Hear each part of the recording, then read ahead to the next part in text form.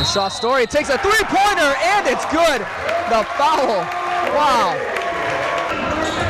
Now, who would have thought that Shaw Story would be the person that gained the momentum for the Panthers? There's Tim Fallon, the shot just off the mark, rebounded by Benjamin Rounds, and stolen by Dan Schwartz, who's going to get it the ball and one. So 2 and 1 plays, back-to-back possessions. Poked away by Corey Frank, and here come the Spartans, but the ball stolen by Shaw Story on the pass, and they're going to come down quickly. Three-pointer, Dan Schwartz again, a dagger in the fourth quarter to start it off. Ball out to Frank. Weedle, long two, just off the mark, rebounded by Frank, and that is a good job actually by Corey Frank to be at the right place at the right time. You can't teach that kind of timing, and the game is tied up at 33. With 6:09 left in the game. Dan Schwartz tries for three again, and again he nails it. 6 points in the fourth quarter.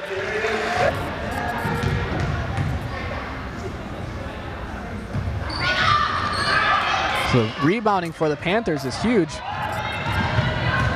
Gitz is just really being a workhorse here for the Panthers. High pass, and she comes down with it. Sydney Peach thought about shooting that three, kicks it out to Ricker, who does shoot the three. It's good. And that is going to put the Panthers ahead for the first time in this game. There's Pierce Peterson. That's Wendler guarding him. A wide open three. Srmovsky got it again. Again in the second quarter and now the third quarter. He closes the gap to 2 points. And he has lifted his team with those three-pointers, keeping them alive.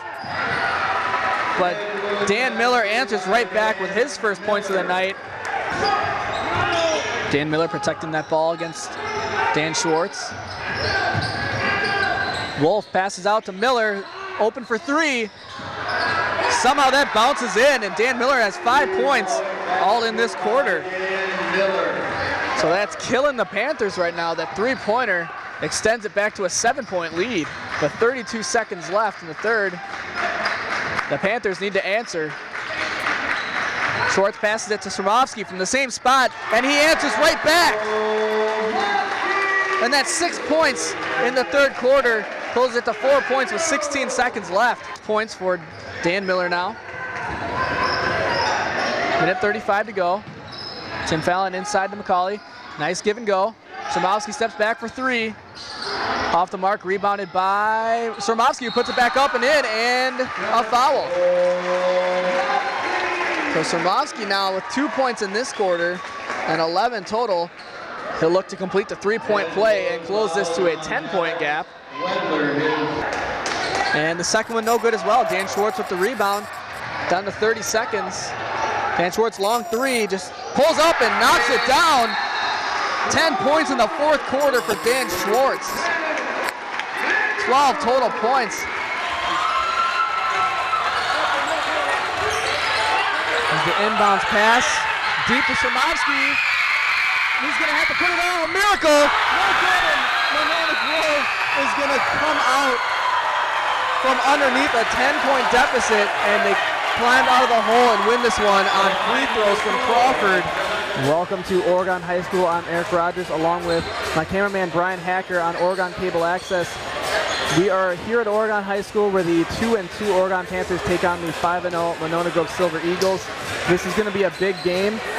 Probably the biggest storyline is that Monona Grove is ranked #1 in the state. They were also ranked #1 in the state last season, but were knocked out of the playoffs by unranked Monroe. So there are some numbers in favor of Monona Grove, but then also knowing that an unranked team can always beat a ranked team. And I think, the keys to the game for the Panthers are just to get a signature win. Both of Oregon's losses this season have been one-possession games, so if they can get that win, I think that'll do a lot for their confidence. Also, they need to finish strong. They're being outscored by opponents 92-85 in the third quarter, so that's causing them to get into these close game situations. Also, the Panthers need to make sure that other players, other than Maddie Gitz and, wow, I can't even get her name, Miranda Ricker, I'm sorry. Make sure anyone other than those two score. And if you can get other players from the bench to score points, that's going to do a lot for your team and makes Monona Grove some threats everywhere. Also, Monona Grove is going to need to come out strong in the third. They're outscoring opponents 82-27 in the third quarter this season. Also, take away Oregon's inside game. They aren't great shooting from outside the arc, so take away that from Oregon as well. And also the free throw shooting. Hack a shack if you need to. Oregon's not going to hit a lot of free throws tonight if the numbers indicate what they've been doing all the rest of the season. And Monona Grove has a couple players, Alexa Kelsey and Taylor Nelson rather, who are both scoring more than 10 points per game. So we'll be back to see how that plays out for the first half of action here on Oregon Cable Access.